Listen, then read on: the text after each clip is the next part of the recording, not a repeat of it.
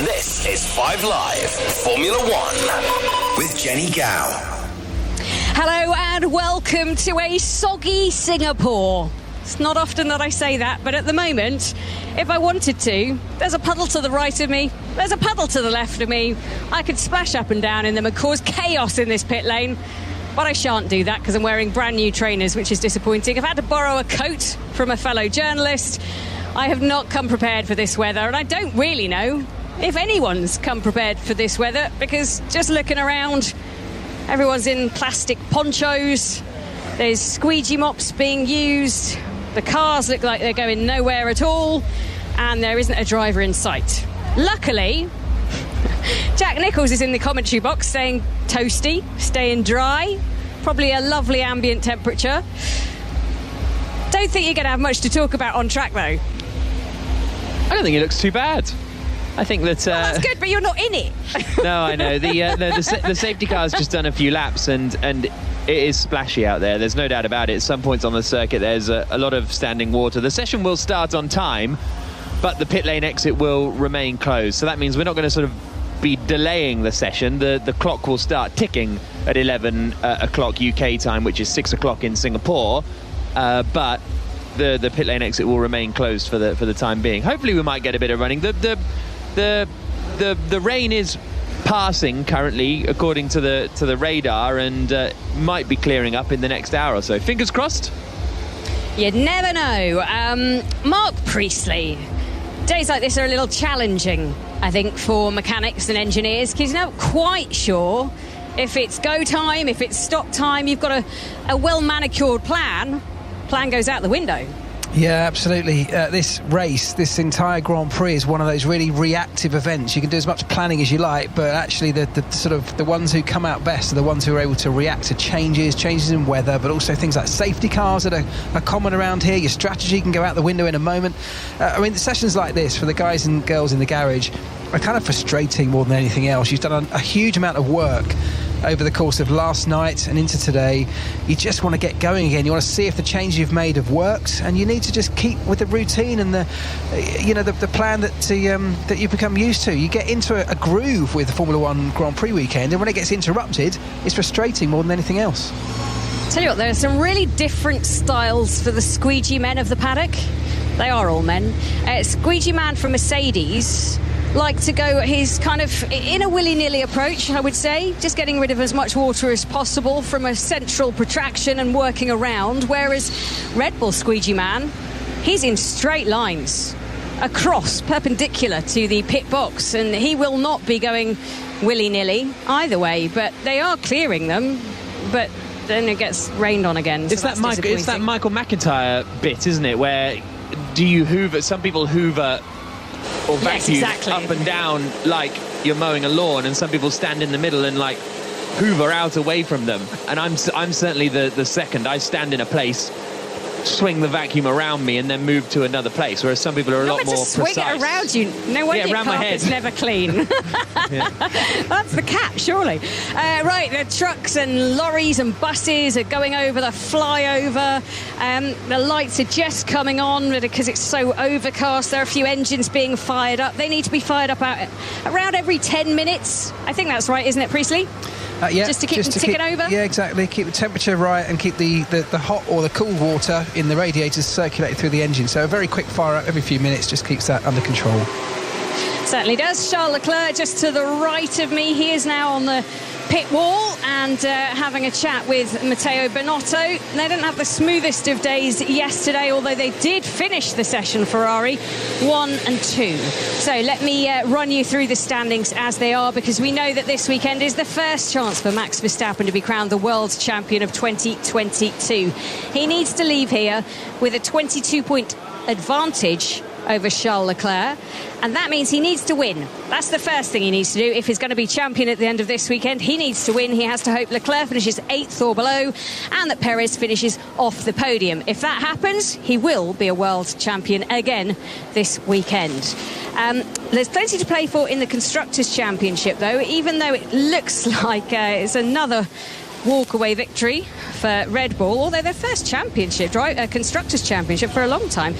But they are currently on 545 points 406 points for Ferrari and then 371 points for Mercedes. So they are catching a good weekend here. Could see them close that gap even more. 125 at the moment for Alpine and 107 for McLaren.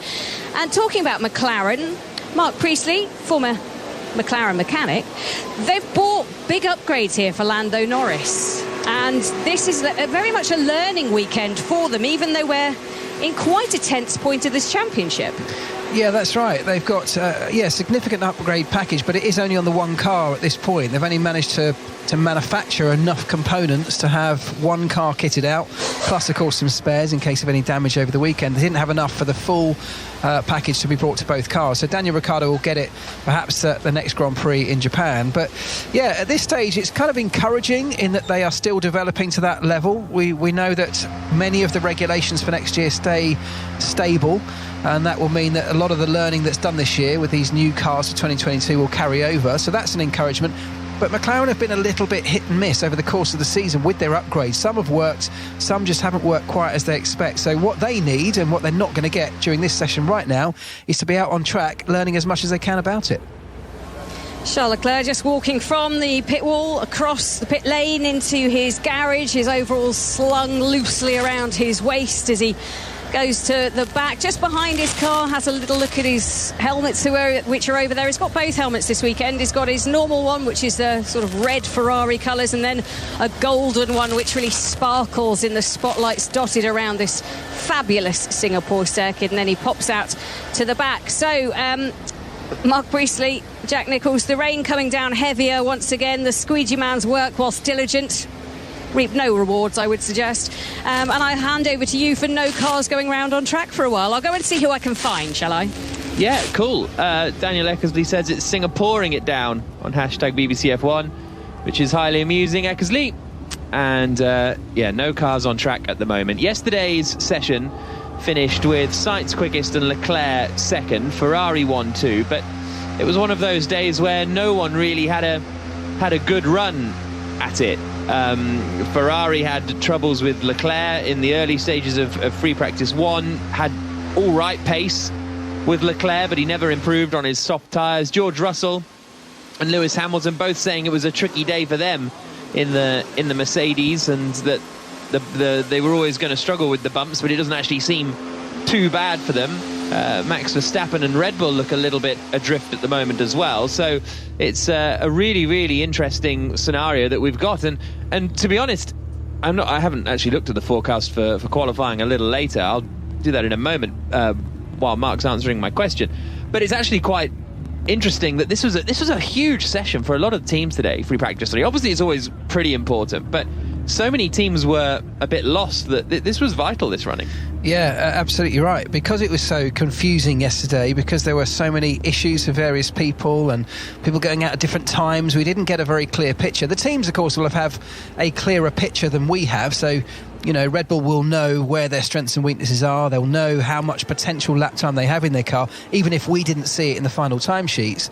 But they needed to be out on circuit today to validate the changes and the updates, the tweaks to things like setup and all the systems on board the car. They need that validating. The only real way you validate that is by putting a car on track and doing laps, and that is something they're not getting the chance to do right now.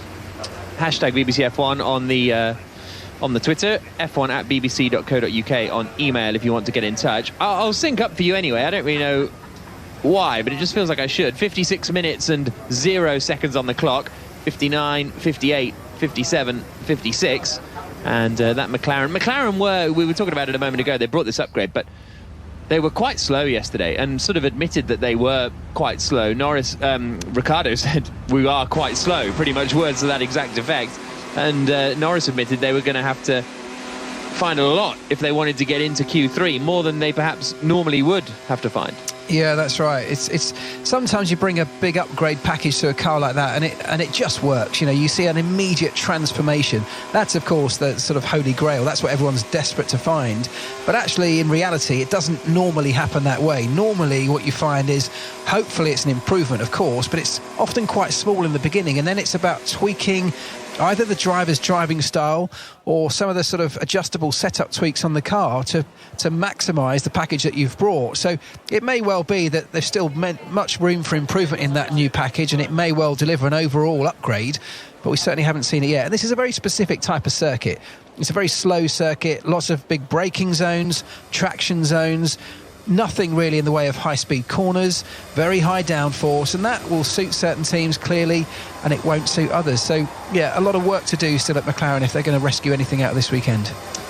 Looking at the weather forecast, it does seem to be, it's dropping off from sort of now onwards. It's down to 24% at 7 o'clock, which is in an hour's time, and then it stays at about 15 or 16% chance of rain all the way until 1 a.m. So hopefully we will get a runnable qualifying session. That's what the internet says. Jenny Gow, 30% chance of rain at the moment. I can tell you that it's 100% chance of rain at the moment because I'm stood in it. Although actually I've come under the cover of Mercedes, just have a little chat with them, find out what they're doing. It is dissipating slightly, which is good news, but humidity's so high, it may well mean that it takes a very long time for it to dry out. And I have to say, if you, Jack, just scroll a little bit forward and look at the weather for tomorrow, it does not look good. Really, really quite rainy. Is that not good? And it's not good for you, Jenny, out in the pit lane, I know that. Yeah, selfishly, I'm speaking from my own point. I mean, hopefully not so rainy that we don't get a race away. I think that's where I'm coming from. It's about 50% for Sunday evening, according but you to said this. It's 30% right now, and it's raining, so... Yeah, I know, but that's not. I'm not giving you an intensity level of rain, I'm giving you a probability of rain. And the rain is passing through currently, so it will, rain is binary, I suppose. We're just in that 30%, aren't we, right now? It's raining. Yeah. Okay, I'm going for a stop. I mean, a tiny little bit's coming down, but it pretty much stopped in the paddock. Oh, it stopped raining? It was at 30% when you said it was. But you said it was 100. You said it's 100% raining about 10 seconds ago. It was, and now look, it's cleared. The big dark cloud has moved by. I think what we'd all love to see, because this race, much as I think everybody loves the Singapore Grand Prix event, it's spectacular visually, it's incredible under those lights, it's a great city. I mean, amazing, I think, addition to the F1 calendar since 2008. But was it weird? Was it weird when you went there for the first? Was it like a different? How did it feel? Totally different. I'll tell you in one moment. Oh, sorry. Finish your point. But what I was going to say was, it's never or not often delivered a sort of epic Grand Prix, because it is quite difficult to overtake here, so you quite often rely on those unexpected moments, like an incident that brings out a safety car or whatever, and it's those things that often make this a great race. So weather can do just that. So if we've got changeable conditions where the teams have to think on their feet, it could end up being one of the best things. As long as we get cars on track, like you say, Jen, as long as we get racing happening, it could be a great thing for this weekend. To answer your second question, the 2008 race was, of course, we'd never done a night race. It was the first time that had happened. There was a lot of scepticism. I'm interested in this, but first of all, we can hear from Nick de Vries, Jenny. Oh, okay, yeah. We can. He's braved the elements because it's just stopped raining to come outside and speak to me. Nick, lovely to see you, in your Mercedes shirt as well. You seem relatively dry. I just dried up. I came dry from the hotel here, then I was walking around and got very wet, but I'm dry again, luckily. It's been the typical weather that you would get either here or in Malaysia, where it just chucks it down really intensely, then stops, then chucks it down again. It's going to make driving conditions pretty interesting. Yeah, personally, I don't believe there will be much driving. Let's see how quickly it can dry up when the sun comes out, and if the sun comes out. But if the conditions don't really change, then I wouldn't really see anyone going out.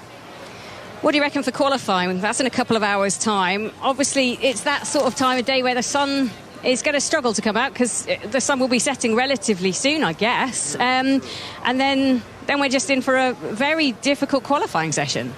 Yeah, obviously, especially for the drivers, also depending on what the forecasts are for tomorrow, because there are very limited changes they can do from qualifying to the race. So very tricky session for them. I think been speaking to some of the drivers, and they already mentioned 2017 when it was raining and when there was a wet start. This track apparently is super hard. It's obviously very bumpy, there is low grip, and the walls are very close by. So I guess for us as spectators, we'll get some entertainment, excitement.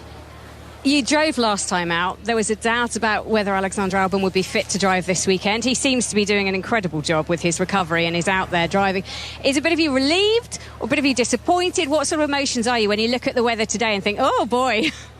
Well, first of all, I'm very happy and glad for Alex that he bounced back so quickly, because he was going through a difficult time, and it was a bit critical. So I'm very glad that he is healthy and he is back in his seat, because it's his. So I'm happy for him. He's a very nice guy and he's done great. For me personally, my duty is to be a reserve. So that's my main purpose, drinking coffee with Charlotte next to us. But I don't know. Let's see. I guess that is the most important, me being here in case of. How do you have your coffee, by the way? Charlotte, by the way, is lovely PR manager. I never know exactly what your title is. PR manager for Mercedes. How do you have your coffee? Cappuccino, but I don't drink much coffee at all. Like maybe 2 in a weekend, very, very few. Okay, that's good to know. In English. But I don't like it dark. I like it very light, no milk. So, yeah, exactly. You're like, nah.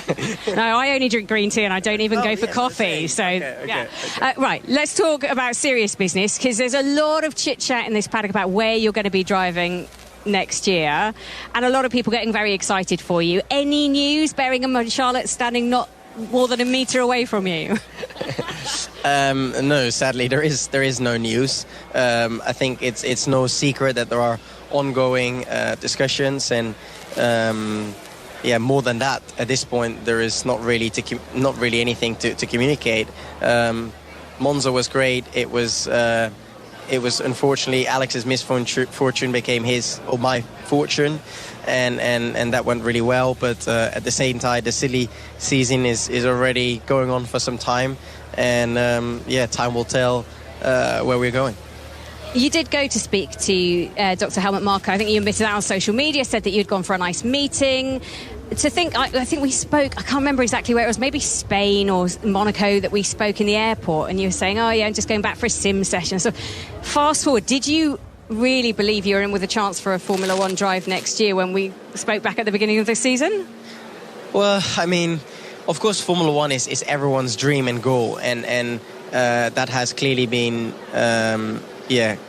my dream and goal since I was very young. But at the same time, I've also got the opportunity and pursued a kind of career outside Formula One, which frankly has gone well. Gone well? You're a world champion of Formula E. It's gone better than well. I feel you can say that and it's okay. Okay, thank you. And obviously also endurance, because I'm very much enjoying my time with Toyota as well. And endurance racing is something that also really appeals to me. But then this is always, magical, and this is the pinnacle of our sport. So, if there would be a real opportunity, then I would be the first one to grab them with both hands. But until it's there, it's not. And your time with Mercedes has obviously been fundamental to giving you the tools to be able to go out there and impress, not just for them, but for Williams, for Aston Martin, who you've tested for this year as well. It must be a relief of sorts to have got the chance to shine in this paddock, because so many drivers never get that chance.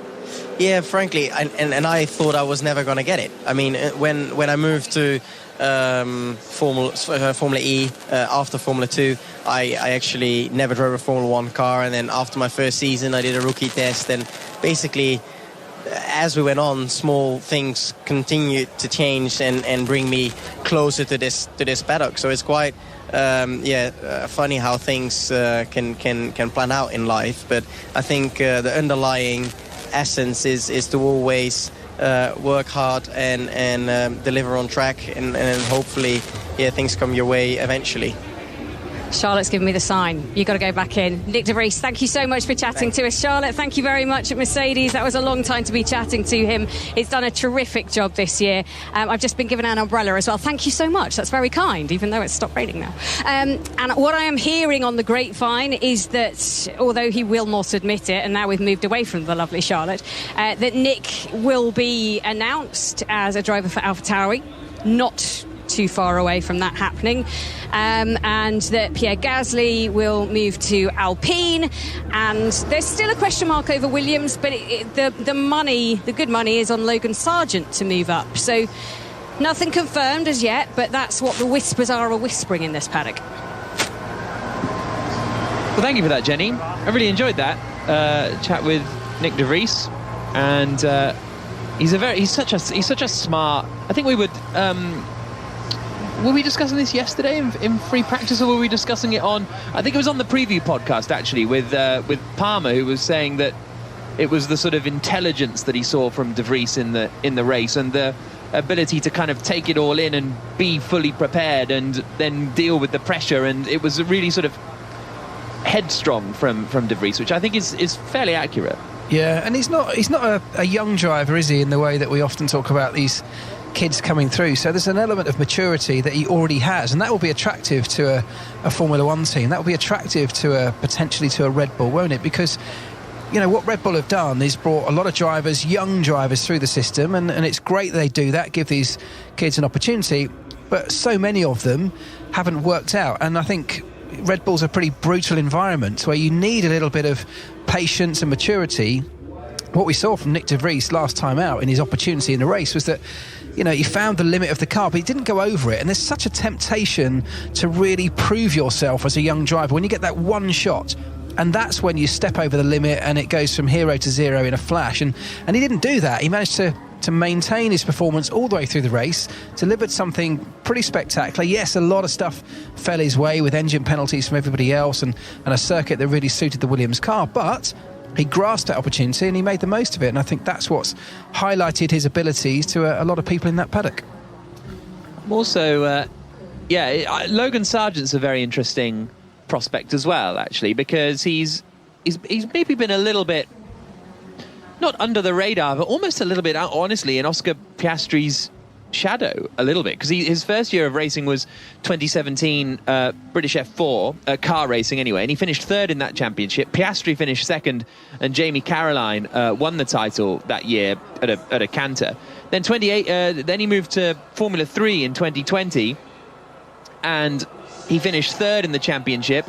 Théo Pourchaire finished second and Oscar Piastri won, but Sargent was only 4 points behind Piastri in the end of the championship, and he actually retired from the final race in Mugello, whereas Piastri finished seventh, which gave him those 4 points. It was a really tight fight in F3 that year. And then this year, he's running third in the championship, again behind Théo Pourchaire, and also Felipe Drugovich, who's obviously runaway leader.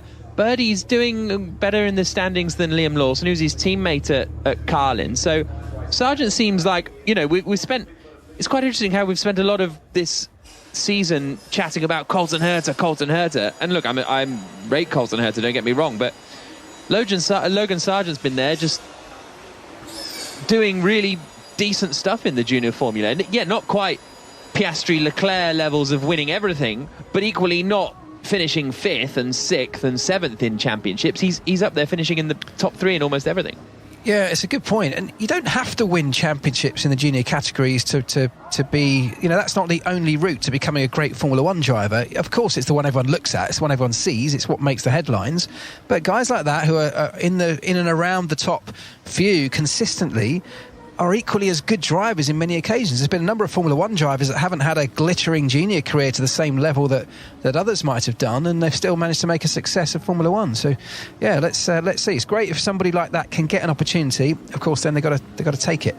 And also, he drives with Carlin, and I can't remember the last time Carlin won the Drivers' Championship, honestly, in Formula 2 or GP2. Norris was second as well for Carlin, but it's not like they're a Prema or they're an ART or whatever in the past. Let's go back down to Jenny. No running on track at the moment. No running on track, but I'm just going to walk into the Red Bull hospitality zone. Hopefully you'll still be able to hear me, because I'm just going under a fan and a sort of metal balcony area, because I found Goldie. Come this way, just so it's not raining anymore, it'll be fine.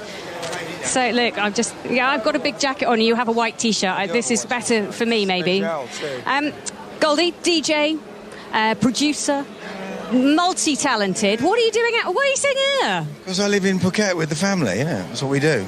Sounds amazing. It's like going to Blackpool for us, but it's not quite Blackpool weather. Well, it might be Blackpool weather, actually. Yeah, it is Blackpool weather, yeah. We're here, and obviously I've been with Red Bull from the beginning, when people said, oh, it's a fizzy drinks company, and all laughed. They ain't laughing now, though, are they? No, and it's been quite a journey for them, and it's got to them to this point where it looks like they're going to go back to winning ways and win a Constructors' Championship. It's a massive achievement for them. Yeah, it's huge. I mean, you've got to think about the rebuild, and you've got to think about the brains behind it as a team as well. Do you know what I love about Red Bull? It's just that rough edge. They're just not. It's just a rough edge, man. They're just rough. And Adrian is a genius. And Horner. The whole team are amazing. And I've just always been a big fan of that. The underdog, really. And that's kind of what we are, drum and bass, bit of the underdog. And all the boys in the garage, they're all such a great team of guys. I mean, most teams have great camaraderie, right? But it's where you've come up in it. And I've always had a great time with them, and I've always been good to me, and it's always been a really good buzz. And even when losing, you know what I mean, for a while, and that's that really bad streak, that's when they dig the heels in, mate. And I think this year's been, the last couple of years have been amazing. So, yeah, it's good. What do you make of Max Verstappen then? I mean, he won the title last year. Looks like it. I mean, he could wrap it up this year. Rude boy. He's just a rude boy. I'm telling you, he's a rude boy. I love Hamilton. I love what he's done and what he's achieved. But I love Max. Has got that little. He's just rough, man. He's just, he's not business, and he's a very aggressive driver. And I think when the way that he came up in it was really, it was just, you're not going to last that long unless you change your ways. I mean, that could be said for a lot of us bad boys, right? But he's rude. I love him. Takes one to know one, that's all I'm going to say. And when it comes to this weather, if you live out here in Phuket, you must be a bit of a, used to these conditions. What are we going to get? You always get this in 15 minutes, 20 minutes. It will change in half an hour rapidly. But the two drivers out there today that are really brilliant at work at coping with this is Hamilton and Verstappen. Verstappen all day long, because they're good at this kind of weather. And it's, for me, it's not all my mates from England are sweating. We're used to this. We live in Phuket. It's easy. Do you know what I mean? Yeah. This is mild compared to what it's been. Mild, trust me. Are you managing to soak up a bit of the Singapore flair? Because they always put on such a party here. Are you going out and about and soaking it all up? Well, a lot of my friends own a lot of the bars here, all the Brimbles and all that. They've got a lot of stuff here. My mate Woody's out and about somewhere he couldn't come, but he's in England watching next to the TV going, come on, because he's just a freak of F1. I think Singapore as a city is so forward thinking as well. I mean, the architecture, the arts, they've really got it together. There's a lot of stuff here in Singapore. We've been coming for years, 15 years here. So I think it'll be a very big party if Red Bull pull this off tomorrow. Do you reckon he'll win it this weekend? Do you know what? I've got a really funny itch. I love that. Goldie, thank you so much for your time. I'll let him go back and he can carry on having a nice time with his mates up there, having a drink and a relax, taking in the experience of Formula One again. Great stuff. What a couple of guests this has been. Who's next? That's going to be the question. 37 minutes on the clock. There are a few drivers putting helmets on now. Carlos Sainz is just putting his on at the back of the garage. He's all suited and booted and ready to go. So we might get some running before too long. So hopefully, when you can hear some engines firing up and down the pit lane, although as Jenny alluded to earlier, you still got to fire them up every so often anyway. But before we got bogged down in Nick de Vries, you were about to tell us the first time you came to Singapore, 2008, that first Grand Prix, because I'm still interested in that. It was. Well, I think people were sceptical because, of course, you talk about lighting a Grand Prix circuit. That's an absurd thing to try and go ahead and do. And the stats around what it cost and the amount of light bulbs and all the things that were being rattled out at the time blew people away. But I've got to say, when we got there, it was incredible. It was an amazing experience, totally new, doing it at night under those lights. The cars looked great. The fans were just so into it. But also, there was this challenge of trying to stay on European time. There was this idea that because it was a night race, it was easier for us to still operate on a European time zone, because that meant that everything you normally do on a Grand Prix weekend is still the same. So you still go through the same procedures, the same processes. But that's harder to do than you think. Certainly back then, when hotels couldn't cater for you. So, when you want to get up at lunchtime at 10 o'clock in the morning, the hotel cleaner's whacking the vacuum cleaner against your hotel room door. A lot of noise happening. There's a lot of lights. The restaurants are closing at regular hours where you don't want to eat until 3 o'clock in the morning. So it was incredibly difficult to adapt to it. Things have got a lot easier now. Hotels now give the teams an entire floor of the hotel where they operate that floor on a different time zone to the rest of the hotel. And there's a lot of stuff like that now that makes it easier. But I think it's a wonderful addition to the calendar. I love it. I love the fact that it's so different. And yes, we've got other dusk into night races now. There's a lot of this racing under the floodlights, but this is the original, and I think it's perhaps one of the best. And then you get jet lag next week when you go to Japan. yeah. Yes, exactly. You can't beat jet lag. There's all this talk about how you get over jet lag, and there's things you can do to minimise it. You can't ever beat it. You just got to deal with it. I agree. 34 minutes and 40 seconds on the clock. Verstappen is now putting his helmet on and getting ready, hopefully for a little bit of running in this second half an hour. There you go. Pit lane will open at 6:30. Good spot. Excellent. So the pit lane will open in just under 5 minutes' time, and cars will be allowed out on track. Jenny? Yeah, just on that, apparently the trackside marshals are working as much as possible to remove the standing water that's out on track. That's why they've been able to open the pit lane. And just a note on all floors of hotels being nicely put by for F1 teams so they don't get a knock on the door and their room offered to be cleaned. That is a privilege that unfortunately doesn't quite extend as far as me. I'm sorry to hear that. Every morning. But that's okay. I've not really got on to... I'm staying Singapore time at the minute. And trying to do European time at the same time. It's a mess. I'm just up, always awake. Yes. 33 minutes and 40 seconds to go, and Fernando Alonso hasn't got his no, hang on, what was I looking at there? Albonso, it said. That's Alex Albon's crash. Yeah. I don't know why he's got a little cartoon image of himself on the back with Albonso. Yeah, that's what confused me. I thought I'd read Alonso there, but no, he's got a funky little helmet, Alex Albon, for the weekend. Oh, Albono, not Albonso. Sorry, there you go, Albono. Do you know, also they flashed up a stat about Alex Albon on screen a moment ago that he owns 12 cats. No. There's one I didn't know. Where what, on that screen there? On the F1 live feed. I did not know. 12 cats for Alex Albon. That's a lot of... And a horse. And a horse? Yes. Are you joking? Are you winding me up? That actually came up on screen. Deadly serious. I was looking at food in Austin, honestly, because someone just sent me a recommendation, and so I was having a quick look at that. Pit lane will be opening in 2.5 minutes' time, and it's all pretty clear now. It's almost not dark anymore, because when we... You know, when the session started, it was as if the night race had begun. You know, it was pitch black, but now the light is really coming up a lot, and the sky is clearing. And I guess the teams will want to do a bit of running, considering rainy qualifying potentially. Yeah, and potentially some rain in the race tomorrow. So, you know, any running you can get in these kind of conditions could have some value to it. They want to be able to stick the wet tyres on or the intermediates and just see what happens. These are going to be changing conditions, and it's unlikely you're going to get exactly the same conditions when it comes to quali or the race, but it's all still valuable knowledge to know how your car is going to behave when you bolt those tyres on. So they will want to get out there. As I said, lots of them will have done a lot of work pulling those cars apart last night. So if nothing else, they need to do systems checks. They need to sort of install the car, as we call it, just to make sure that everything's done up tight, that nothing is loose, that nothing's rubbing on anything, that everything's working as it should, essentially. The only way you really get to check those things is by putting the car on track, and this is the first chance they get to do that today. And in amongst all of that, they will have the vital job of trying to prepare for a qualifying where they can't really be sure what the conditions are going to be like. I've got the names of Albon's cats. I mean, go on then.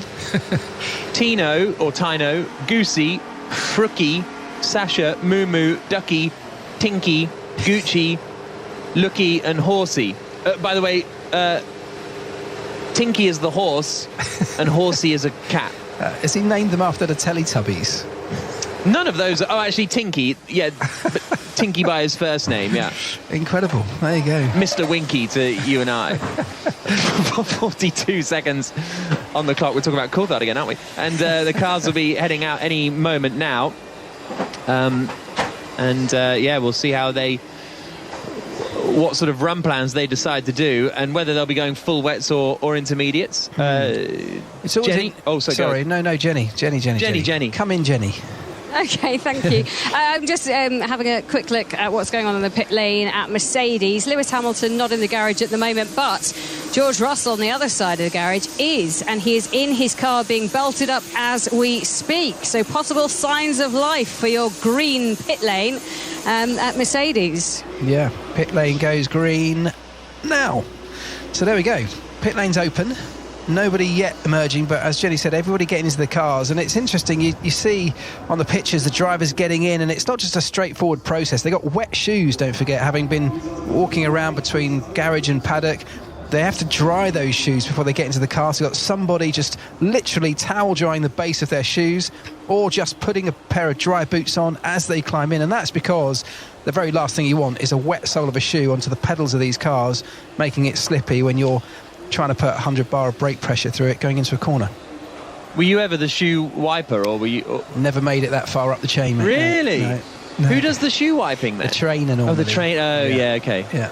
Even the number one doesn't get to do the shoe wiping. No. That's a shame.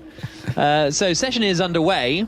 I mean, it's been underway for 31 minutes, but the pit lane is open. Nobody has headed out on circuit just yet. But as we say, everybody's getting in, so I think they will be heading out. They'll probably go out on the full wets initially. Well, also, nobody really wants to be the first. I mean, at some point, someone's got to do it, but the first one is the one who gets to find out exactly what's around each corner, how much standing water there might be. And, I think even if just one or two cars have gone through, you just start to get a little bit of a dispersing of that water, and it just becomes a little bit easier for all the cars that follow. So we'll see who takes the leap first. At the moment, nobody. The quickest lap time from yesterday, for what it's worth, will be a 1 minute 42.5, so that'll give us a reference point of to what sort of lap times they'll be doing. Probably be in the 2 minutes or something, I would have thought, in these wet conditions. The standing water has gone away fairly well from the looks of things. It was really, really deep at times around the safety car when that was out on circuit, but as Jenny said, the marshals around the track have been sweeping the water off, and it's just that who's going to go out first, Jenny? We've got a car going out. It is too far away for me to see. Is it Alpine? AlphaTauri. Oh, so close. I'll just quickly give you an update. Leclerc issues yesterday was the front ride height. It was set too high in the first practice session and took a long time for them to change it. That's why he's down on running. It's why he's already in the car and he's strapped in, looking like he's going to go soon. Verstappen, they made a front suspension change, which took a lot longer to do than they wanted to. So, and it was no better after they'd made the change as well. So they'll be keen to get out and get some info on whether it has worked or not. Roxy says Albon's got a whole Instagram account just for the pets, which I did not realise. Yeah, Jack is clearly not up on the Albon pets, the most important thing in F1 social media. Albon_pets on Instagram. Wow. Everyone's telling me I'm way behind the times. Well, I am as well then. I had no idea. There you go. This is commentary for the youth here on BBC F1. Pierre Gasly out on circuit then. He's coming up towards the Singapore sling. Bit of wheel spin. Full wets on the car. There's still quite a bit of standing water as well, so it's, and the irony is, of course, the best way to clear any of this water off the track is to get cars circulating the track, and no one really wants to be the one to do that, but it's Gasly who's out on track with those full wet tyres. They're going to disperse the most water of any of the tyres in the Pirelli range, of course, but he's teetering his way around, isn't he? Yeah, there's not much spray coming off the back of the car, though, at the moment, compared to when you see it in somewhere like a wet spa or something, and you have those huge plumes. There is just a bit of spray coming up from the back of Gasly's car as he comes now towards turn 16 and 17. Down through the gears slowly, and then listen to him getting on the power. Out of 17. No wheel spin there, all nice and smooth for... No, and one of the things that they'll be really keen to find out in this process over the next few laps is exactly where the sort of crossover point is between full wet tyres and intermediates, because that is something that could be crucial either later on today in qualifying or even in the race. which tyres do you need in certain conditions? What sort of lap time is the crossover point by which, yes, it's a risk going on to intermediates, you get less grip in the wetter parts of the track, but if the lap time is greater or is less with an intermediate tyre, that's the point you need to know about, and these laps can help to find that out. Yuki Tsunoda has gone out in the other AlphaTauri as well, so Tsunoda out on circuit. He had to finish his running early yesterday due to a problem, but he's back out on circuit now with 25 minutes and 5 seconds on the clock. Gasly about to come under one of the many bridges on the circuit as he comes up in towards turn 5. It's a lot wetter in the sort of first third of the circuit, I would suggest, especially coming through that kink at turn 4. Bit of a twitch for Gasly on the exit. Valtteri Bottas has now left the pit lane in the Alfa Romeo. Daniel Ricciardo leaves the pits in the McLaren. So we are going to get a decent amount of cars. I wouldn't be surprised if we see all the cars out on circuit actually towards the end. Yeah, I'm sure we will, because no one can pass up the opportunity to get out there. It would literally be foolish not to at this point. So it's going to get busy. The track's going to get congested, and that's also a feature that in qualifying is going to be something that everyone's going to have to navigate. Certainly in the first part, 20 cars around a very tight circuit like this can become a little bit tricky to navigate as you go through the session. 24 minutes and 12 seconds to go. Gasly coming up to the back of Yuki Tsunoda and then going past him, and Stroll, Joe, Vettel, Norris all on track now too, again all on the full wet tyres. Verstappen still in the pits, the Mercedes still in the pits too. As I say, the forecast is that qualifying shouldn't be as wet as the start of this session, hopefully, as he comes now left Pierre Gasly at turn 18 underneath the grandstand, right at 19, and then into this final sequence of corners.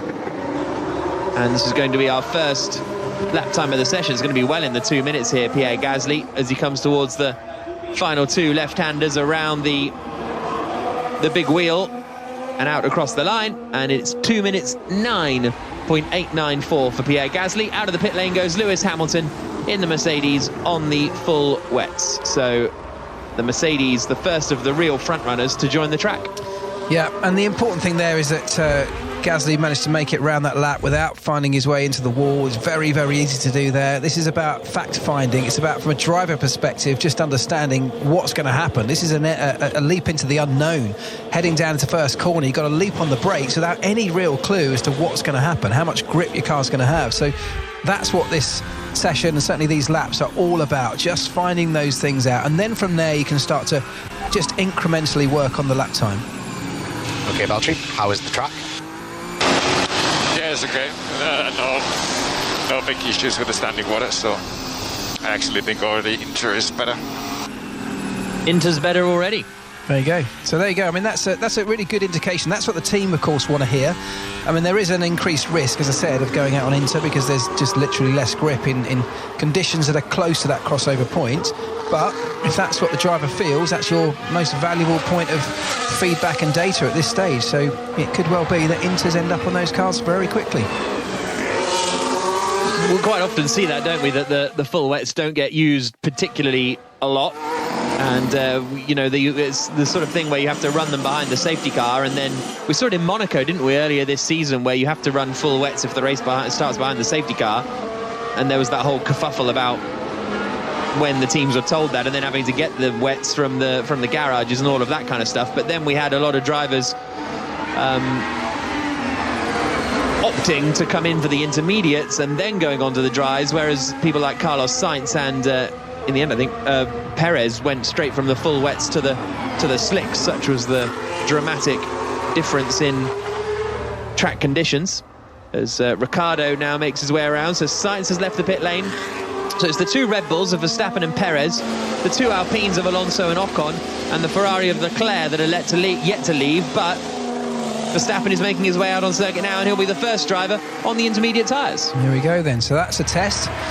Max feeling brave enough and confident enough in his car. Didn't get a huge amount of running in FP2 yesterday, Max Verstappen, which is part of what led to that slightly confusing picture in terms of the final classification, because Charles Leclerc missed a whole bunch of running. Max Verstappen did. So they did their lap times on the soft tyres at completely different points in the session to others. And because this circuit has so much track evolution, that sort of skewed the order a little bit, I think. So I suspect Max has a lot more performance in the car than we saw in terms of where he finished in the timesheets. But this is a whole different ball game altogether now. That track evolution almost goes back to square one, and we'll start afresh from here. Nice little slide from Daniel Ricciardo coming out of turn 19 through the final corner now and across the line, and he goes second quickest, a second slower than Pierre Gasly. Gasly's come back into the pits and gone straight out on a set of intermediates, so Gasly has pitted to change. Norris is going quicker than Gasly at the moment. As I say, Verstappen out on the intermediates. The other thing that they need to be wary of is they do only have a certain amount of intermediate tyres for the weekend, so you maybe don't want to completely burn up a set in FP3 if you think it's going to be wet for the rest of the weekend. Yeah, fair point. Of course, they didn't use any yesterday, so they should be okay.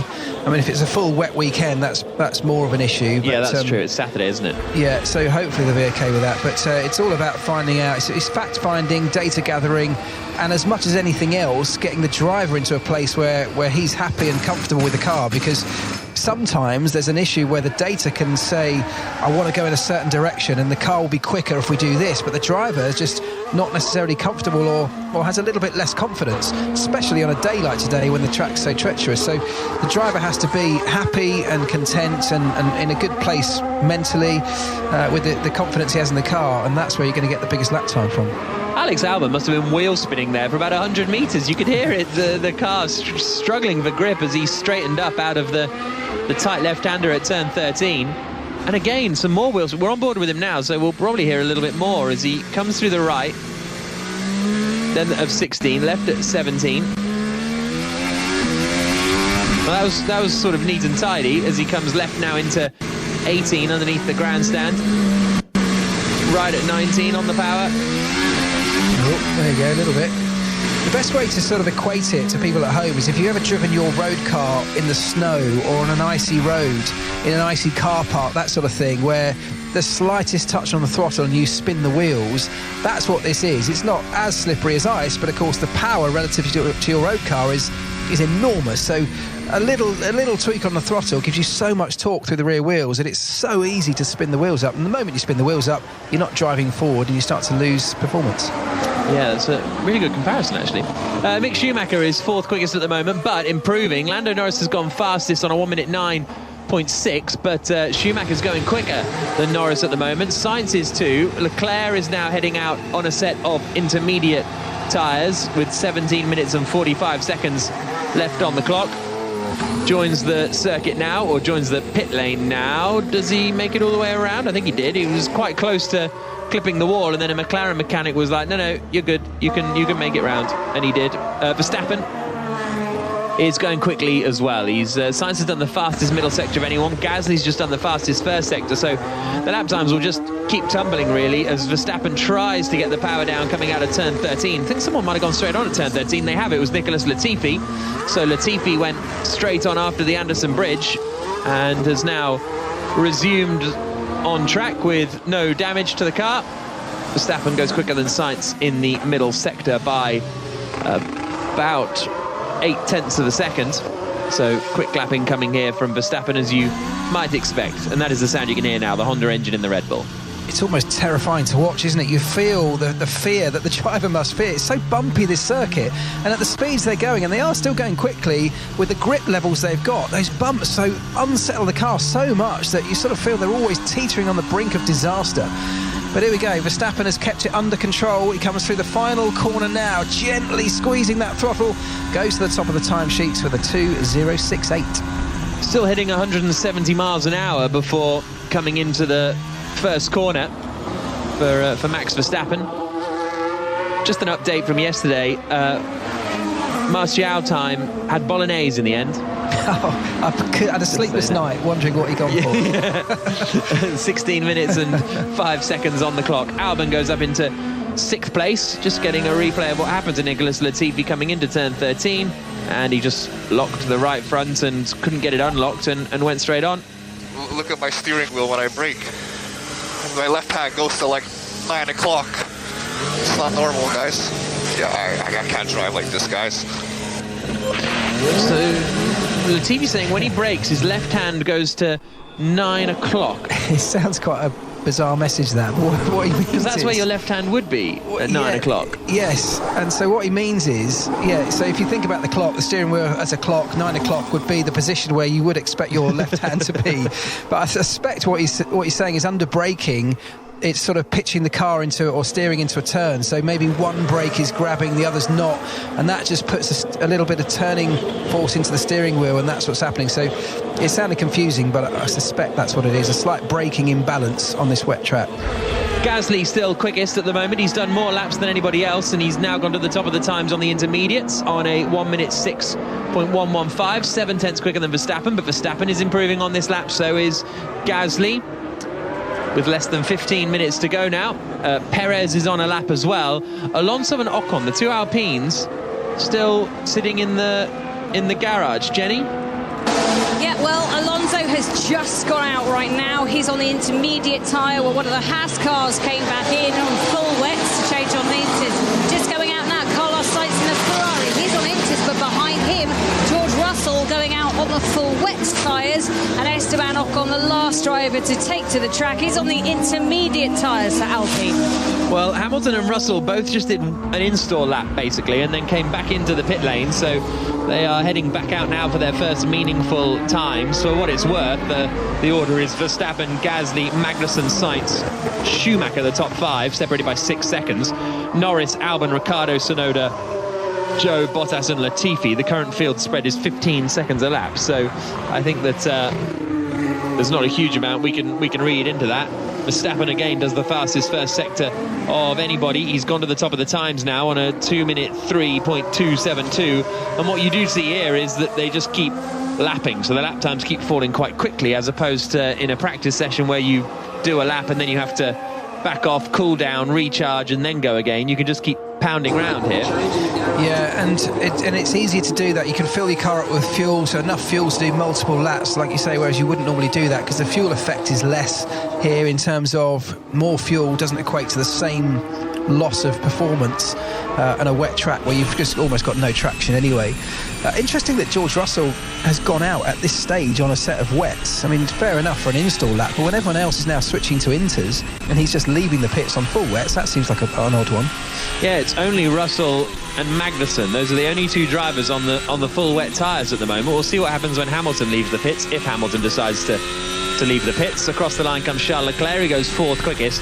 Air temperature at the moment is 26 degrees. Track temperature's at 28 degrees. So if we have no more rain, I would suggest it will dry up before qualifying. Mick Schumacher has just come into the pit lane and put on a set of intermediate tyres and then left the pit lane again. Stop the car, stop the car. Stop the car, Mick, stop the car.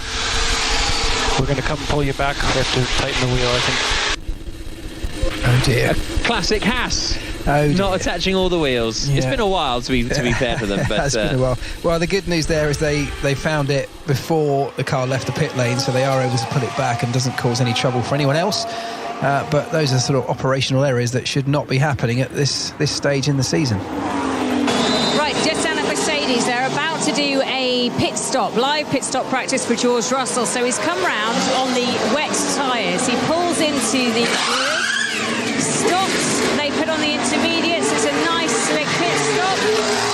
Bit of a wheel spin. Oh, he's twitching all over the place in the pit lane. I'm not sure he would have wanted quite that much movement on the rear end of that Mercedes as he went, but laid down a nice bit of rubber. Oof, that was a bit scary for the marshal standing next to it. do you remember when Bottas fully looped it in the pits? Was that Imola? Yes. I think Villeneuve did that once as well, I seem to remember. Really? Yeah. 11 minutes and 25 seconds to go. Villeneuve's was probably a bet with with his teammate, wasn't it? 25 years since his World Championship, Jacques Villeneuve won in 1997. In fact, was it this weekend? Is that why everyone's getting very excited about it?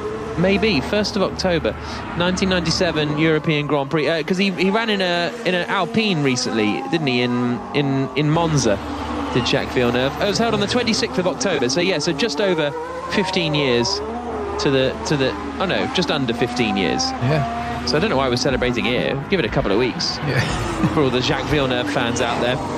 Verstappen has improved again to do a 2-minute 2.0, but Sainz has just done the fastest middle sector and is up on Verstappen's time as he comes into the final few corners. Perez is also doing a good first sector as you end up in this strange situation where it's drying up but it's getting darker, which is quite a bit of a mind bender.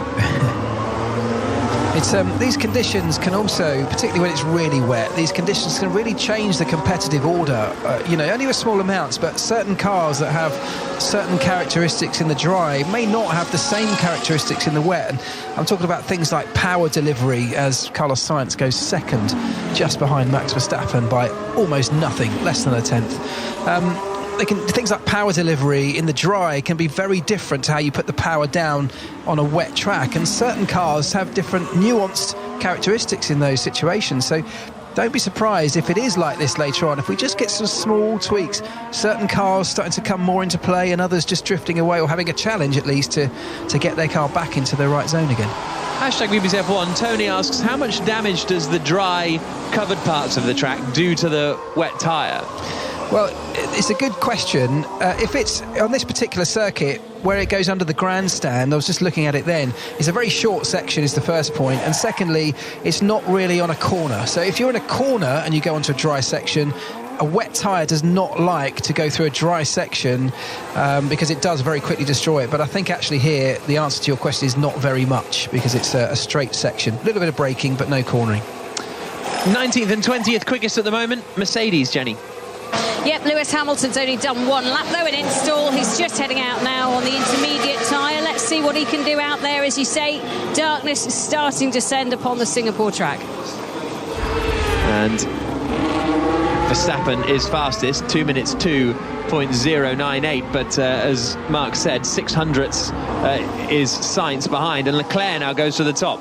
Leclerc does a 2 minute 0.983, so he goes over a second quicker than Max Verstappen. But as I say, Verstappen's improving this time around and has done the fastest first two sectors. So, yeah, can mix up the order, can't it, these wet sessions? Leclerc versus Verstappen. It really can, and the times are going to start tumbling. Yeah, sorry, I only just realised what you said there. It actually can, but I mean, not by very much. And what we are seeing is, there you go, Verstappen goes back to the top 1.5 seconds quicker. So the times are really starting to fall now as the circuit just starts to dry with all these cars clearing the water away. Yeah, it's drying up really quickly, isn't it? And lap time's improving rapidly. Alonso now goes up into third place. That's the sort of thing that you can often see in a wet condition. Verstappen looks so fast now coming into turn 5. There was no tiptoeing about there. He was absolutely sending it.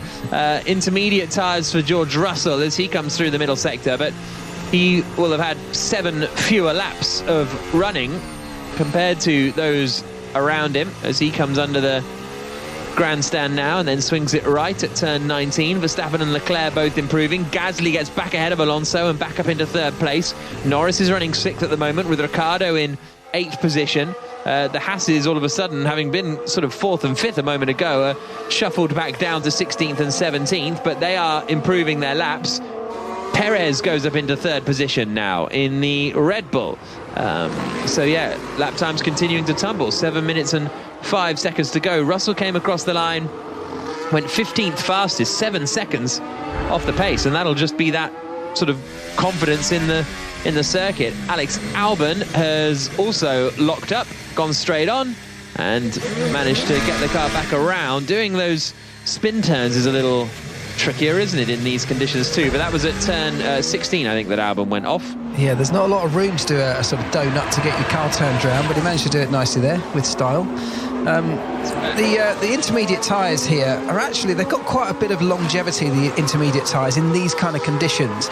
And over time, as we see a lot of cars doing a lot of laps, you do start to build the temperature in those tyres. And when you haven't got a huge standing water like we haven't now, it's a wet track, there's not a lot of standing water. The intermediate tyre, once it's up to temperature, can really start to deliver some pretty impressive grip. That's what you're seeing at the front end, particularly Max Verstappen and Charles Leclerc, as Leclerc now goes back to the top, fractionally in front of Max Verstappen. Verstappen. Those cars now generally building confidence because the tyre's up to temperature.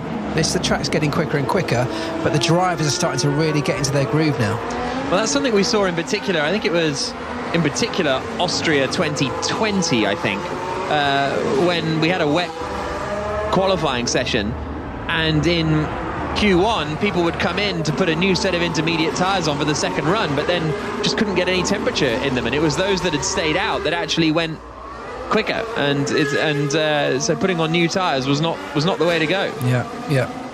Hamilton coming into the left-hander now at 13, and then out onto the back straight. Will get his middle sector split compared to Leclerc. It's his first lap, isn't it, Hamilton? Yeah, first time lap. 4.8 seconds off Leclerc after 2/3 of the way around the lap. So Mercedes obviously not too concerned about getting too much running in. Russell goes up into 15th place. That's only his second timed lap of the session, but yeah, this is Hamilton's first lap incoming.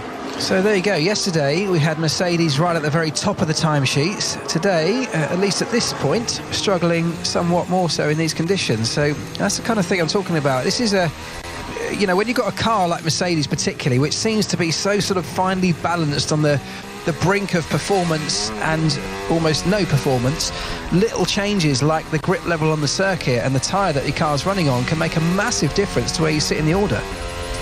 Hamilton across the line to go 19th fastest, about a second and a half slower than George Russell, but he'll do another lap now as he comes into turn 1, then right at turn 2, and then back again left at turn 3. Latifi was trying to set a lap time and then I think has made a mistake at turn 5, so another error for Latifi leaves him 13 seconds off the pace at the moment and 7 seconds off the pace of everybody else, but he'll get a lap time in sooner or later. And Yuki Tsunoda has had a bit of a slide, and then coming down into the Singapore sling, here's his radio. What this guy's doing, honestly? Copy, Yuki.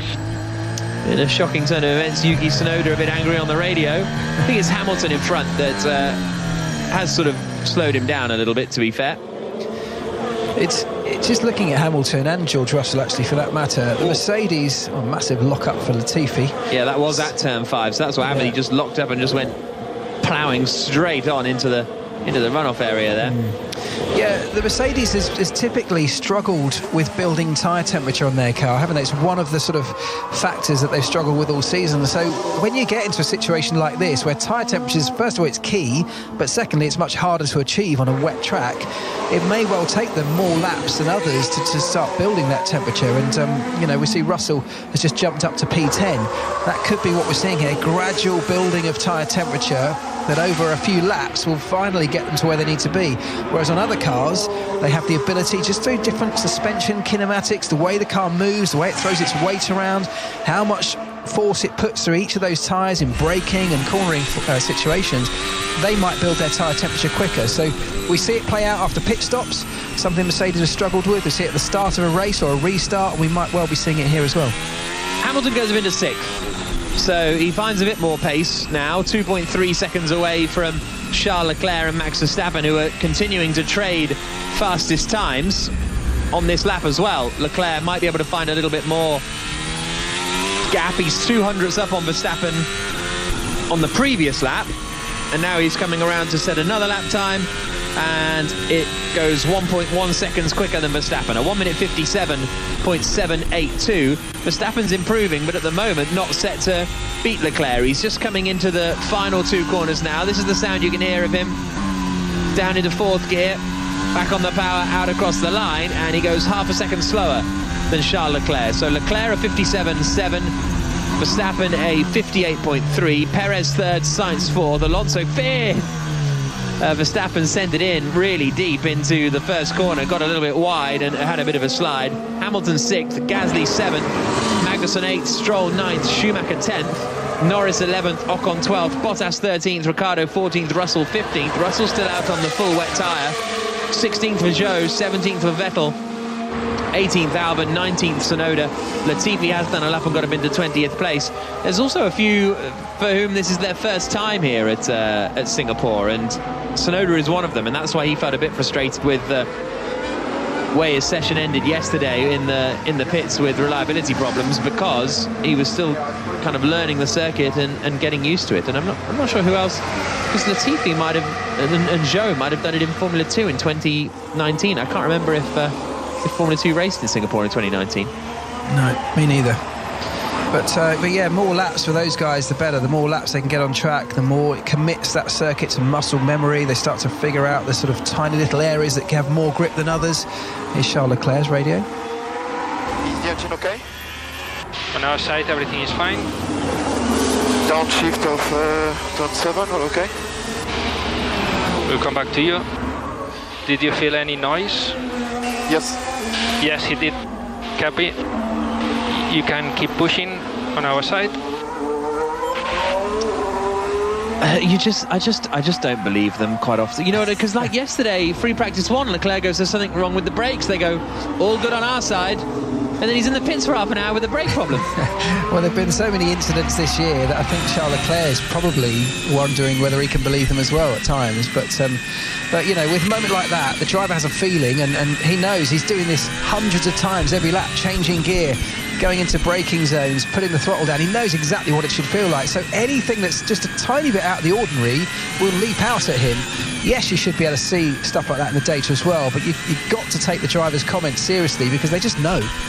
Alonso goes up into third as the checkered flag falls. It wasn't on the F2 calendar in 2019, Jenny, Singapore? No, yeah, Tsunoda, Latifi, Zhou and Schumacher, all debutants this year.